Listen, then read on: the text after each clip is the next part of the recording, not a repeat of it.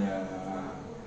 Boleh Bapak, saya sedang luang ini Bapak. Oke, begini Pak, saya kok diminta jadi coach ini Pak. Jadi saya diminta untuk melakukan proses coaching kepada teman sejawat. Tapi saya merasa saya itu belum mampu Pak, karena keterampilan saya masih lemah, masih rendah. Kemudian saya juga tidak pede dan saya juga nervous juga ini. Nah, untuk melakukan observasi saat coaching, bisakah Pak Sabdisma mengobservasi saya? Kira-kira kapan ya Pak Yana? Hari ini Pak. Oh iya ya, oke. Luar biasa sekali Pak Yana. Saya patut mengapresiasi hal ini Pak Yana. Oke, terima Pada kasih. bagian mana kira-kira keterampilan yang mungkin Bapak perlukan? Ya, baik Pak Sabdisma. Begini Pak, di dalam proses coaching kan kita harus punya keterampilan inti. Nah, seperti berkomunikasi yang efektif. Iya. Untuk menciptakan proses kreatif, kemudian teknik menggali potensi dan orang lain, kemudian membuat pertanyaan yang berbobot yang dapat menimbulkan diskusi yang interaktif dan nyaman, Pak. Oh begitu. Iya. Sebelumnya saya melakukan pengamatan. Nah, boleh tahu dari beberapa keterampilan yang mungkin Bapak sampaikan, kira-kira sebutkan kira-kira menurut penilaian Bapak, keterampilan yang mana yang harus Bapak amati lebih detailnya nantinya. Kemudian kalau mungkin dikasih skor itu dari angka 1 sampai 10, keterampilan tersebut Bapak kasih skor berapa kira-kira? Baik Pak, menurut penilaian pribadi saya meminta Bapak untuk lebih memberi perhatian pada keterampilan yang pertama Pak. Oh, iya. Keterampilan yang pertama tadi yang berkomunikasi efektif ya Pak ya. Iya. Karena saya merasa kemampuan saya di keterampilan yang pertama itu, yaitu kemampuan untuk berkomunikasi efektif itu masih skor 3 Pak. Oh, seperti itu. Iya. Tetap semangat ya Bapak? Iya, terima kasih Pak. Oh, pada kemampuan berkomunikasi efektif untuk menciptakan proses kreatif itu ya Bapak? Iya betul sekali Pak. Nah, oke, kalau begitu Bapak Yana, saya bersedia nih dalam kegiatan observasi ini. Nanti apa yang Bapak harapkan ke depannya Bapak? Harapan saya, keterampilan saya, terutama keterampilan berkomunikasi efektif itu otomatis bisa meningkat Pak. Iya. Yang pertama, kemudian kepercayaan diri saya juga bertambah dalam melakukan proses coaching berikutnya. Luar Ya, biasa. itu Pak. Baik Bapak, kapan Pak kira-kira minta observasi dalam melaksanakan proses coaching nantinya? Hari ini bisa Pak, Oh, iya. sekitar jam 12 Pak. Bisa Pak? Siap Bapak, terima kasih ya Bapak. Kalau begitu, terima kasih Pak. Nanti saya menunggu di ruang kelas ya Pak ya. Ya, siap Bapak. Oke, terima kasih. Sama-sama Pak. Assalamualaikum Pak Yana. Waalaikumsalam, Pak Sabdisma. Alhamdulillah. Oke, Pak Yana, Pak Widi. Ya, monggo mungkin bisa memulai proses coaching pada hari ini. Nah, kliennya siapa kira-kira Pak Yana? Kliennya Pak Widi. Pak Widi. Oke. Silahkan bisa dimulai. Ya, dan izinkan Bapak, saya duduk di sini ya. Oke, silahkan Pak. Terima kasih Pak Yana, Pak Widi. Terima kasih Pak Rena. Sebelumnya saya ingin menanyakan kabarnya benar Pak? Alhamdulillah. Alhamdulillah ya. Di sini saya ingin menyampaikan beberapa hal tentang masalah kompetensi siswa. Masalah kompetensi siswa ya Pak. Siswa itu di kelas yang saya ajar itu ada anak yang belum bisa membaca. Ada anak yang belum bisa membaca ya. Itu perlu adanya perlakuan khusus ya, dan tindakan bagaimana Pak kira-kira untuk mengatasi permasalahan yang ada di kelas saya Pak. Jadi Pak Widi itu sekarang itu sedang menghadapi permasalahan anak belum bisa membaca, dan Pak Widi pengen agar anak itu bisa membaca ya Pak ya. Iya. Oke, baik. Sebelum kita lanjutkan diskusi kita, tujuan Pak Widi dari diskusi kita ini apa Pak? Tujuannya? Tujuannya kita sebagai pendidik atau pengajar kita menuntun anak ya, sehingga kita dapat meningkatkan kompetensi anak tersebut. Bisa meningkatkan kompetensi anak. Itu hasil tujuan dari diskusi kita kali ini ya Pak ya. Iya. Oke. Kemudian Pak, dari tadi permasalahan yang disampaikan, anak belum bisa membaca. Kira-kira apa saja faktor yang menyebabkan Pak? Untuk di kelas itu saya mengobservasi yaitu anak belum bisa membaca, terus salah satunya dari faktor perhatian orang tua. Dan ada yang berkebutuhan khusus Pak, soalnya Ada yang berkebutuhan ya itu menulisnya hurufnya kebolak-balik gitu Pak. Hurufnya kebolak-balik. Itu. Nah, terkait dengan itu Pak, kemudian Bapak sudah pernah mengidentifikasi kondisi belajar di kelas Pak?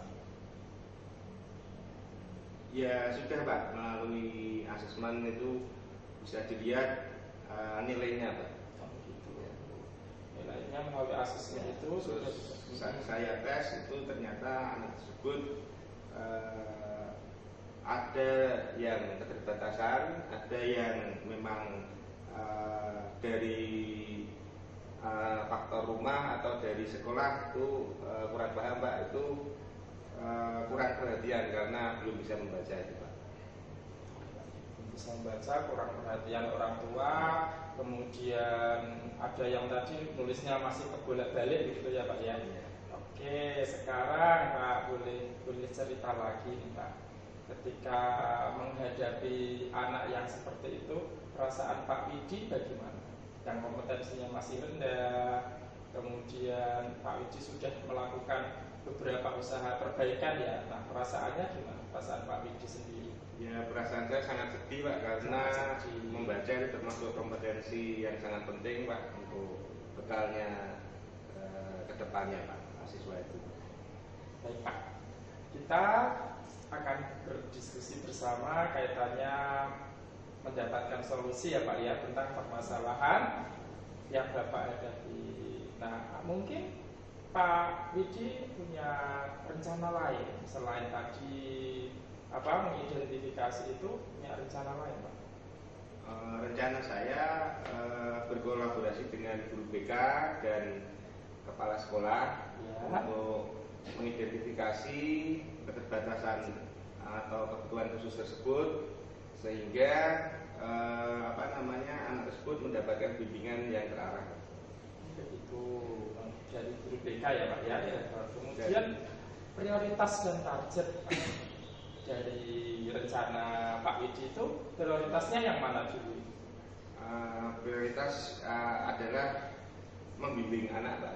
Membimbing anak, mungkin kerjasama dengan guru BK, juga kerjasama dengan guru bahasa Indonesia dan guru mapel yang mengajar anak tersebut sehingga bisa membimbing di setiap mata pelajaran.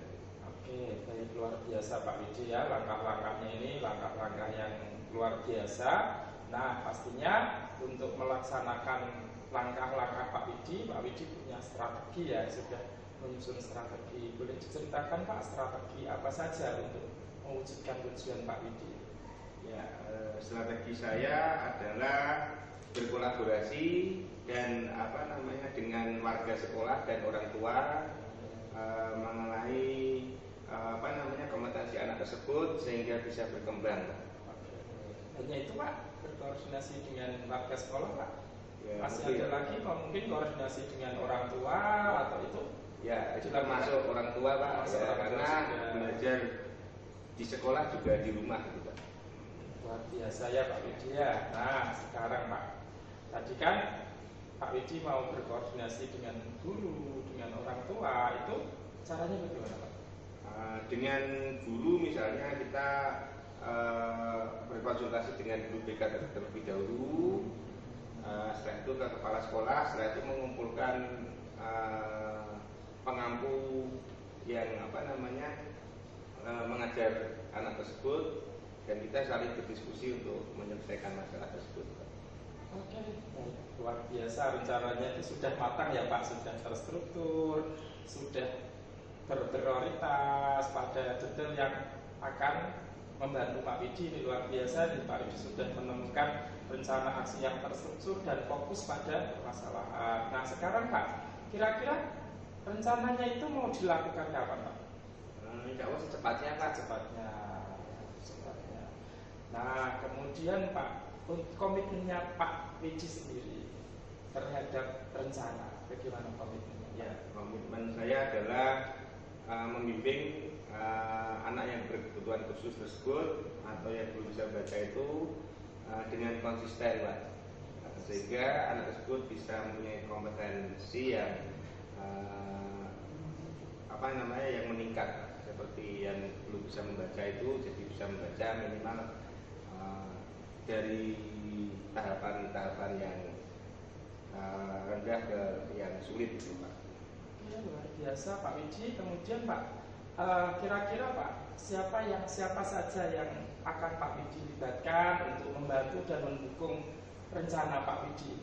Ya, selain wali kelas juga guru mapel, guru BK, guru bahasa Indonesia, dan kepala sekolah tentunya Pak sebagai pemangku kebijakan. Kalau menurut Pak Widi ini bayangan rencananya sudah dilakukan semua, sudah ada daya dukung juga sudah berperan semua. Tingkat keberhasilan kalau kita ukur dari 1 sampai 10, tingkat keberhasilannya berapa Pak? Kira-kira tingkat keberhasilannya 8. 8 ya, sudah angka maksimal Pak, 8. Ya, Dari 10 Pak? Sebenarnya belum Pak. Belum. Karena kita belum melakukan, jadi 8 dulu. Oke, baik. Oke Pak, kemudian Pak Widi ada lagi yang mau disampaikan Pak? Cukup Pak. Terakhir Pak, ini pertanyaan saya, bagaimana perasaan Pak Widi sekarang setelah berdiskusi dengan saya? Alhamdulillah Pak, jadi bisa menemukan solusi tentang anak yang berkebutuhan khusus, yaitu dengan cara berkolaborasi dan membimbing anak tersebut sehingga dapat meningkatkan kompetensinya. Oke, luar biasa. Kalau dapat saya rangkum Pak bicara ini, Pak Widi sudah punya permasalahan, anaknya tidak bisa membaca, belum bisa membaca. Kemudian Pak Widi sudah menyusun rencana yang struktur dan fokus. Kemudian Pak Widi juga sudah mempunyai gambaran siapa saja yang akan mendukung, dan waktu juga sudah, kemudian targetnya juga sudah 8 tadi ya Pak ya. Semoga berhasil Pak, sukses Pak. Terima kasih Pak. Ya. Kalau sudah tidak ada, berarti sudah cukup ya Pak ya. Cukup. Terima kasih. Terima kasih Pak. Ya. Selama proses coaching tadi, Bapak telah melakukan coaching dari keterampilan tersebut. Keterampilan mana yang menurut Bapak sudah baik, yang perlu ditingkatkan nantinya? Yang menurut saya yang perlu dipertahankan adalah saya bisa menggali potensi dari klien saya. Itu Pak. Iya, luar biasa Pak Zainal. Bapak sudah berhasil mengidentifikasi kekuatan Bapak sendiri ya. Iya, terima kasih. Saya patut memberikan apresiasi untuk Bapak hal ini. Ya. Menurut Bapak, adakah keterampilan yang masih harus dikembangkan Bapak atau ditingkatkan Bapak? Ya, masih sangat banyak Pak yang harus saya tingkatkan. Yang pertama adalah membuat pertanyaan berbobot agar diskusinya bisa lebih nyaman. Kemudian berkomunikasi yang efektif, itu masih menjadi PR saya Pak. Oh, begitu ya Bapak. Apakah Pak Zainal sudah puas dengan proses coaching yang baru Bapak lakukan? Seperti itu ya Bapak. Kalau proses hari ini puas Pak, karena sudah bisa menyelesaikan. Tapi kalau untuk kemampuannya belum puas Pak. Ya, kalau boleh tahu mungkin Pak Zainal bisa memberikan angka 1 sampai 10, kira-kira di angka berapa tingkat kepuasannya Bapak? Tingkat kepuasan saya masih di angka 6 Pak.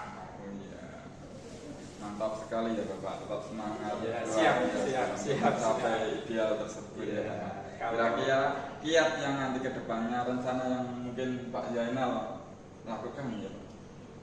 Ya, kalau kiat saya karena masih di 6 itu belum ideal Pak. Idealnya buat saya itu bisa 9 atau 9,5 ya Pak ya. Nah, terkait dengan kiat, yang pertama saya akan mencari beberapa referensi, contoh-contoh teknik coaching yang baik dari internet maupun dari sumber lain. Kemudian yang kedua, tentunya saya akan belajar dengan teman-teman senior di sini dengan Pak Sapi Kisma, nanti boleh ya Pak ya. Sangat boleh Pak. Kemudian yang ketiga, nanti saya akan membangun komitmen diri untuk mencapai ideal untuk diri saya sendiri. Gitu Pak. Saya beri apresiasi buat Pak Zainal, tetap semangat. Terima kasih sekali. Sebelumnya kita akhiri, kira-kira Bapak kapan ya mungkin memulai semua komitmen ini? Di atas atau siapa kira-kira yang nanti ke depannya Bapak mintain bantuan dan dukungannya Bapak? Untuk waktu mulai belajar ya secepatnya mungkin nanti malam saya akan siap mulai mencari-cari referensi. Kemudian untuk bantuan dukungan ya pastinya semua pihak di sini, seluruh warga sekolah, teman sejawat, kepala sekolah, murid itu saya butuhkan untuk mendukung saya. Kemudian keluarga, kemudian masyarakat dan teman-teman itu sangat saya butuhkan Pak. Ya, mantap sekali ya Pak Zainal. Ya. Yang terakhir Pak Zainal, saya akan menyampaikan hasil catatan saat proses observasi ya Pak. Iya. Mungkin Pak Zainal bisa dimengerti ya. Bisa, siap. Ini yang pertama Pak Zainal, coach berusaha menggali dan mengeksplorasi identifikasi masalah dan mengidentifikasi masalah-masalah yang utama Pak Zainal.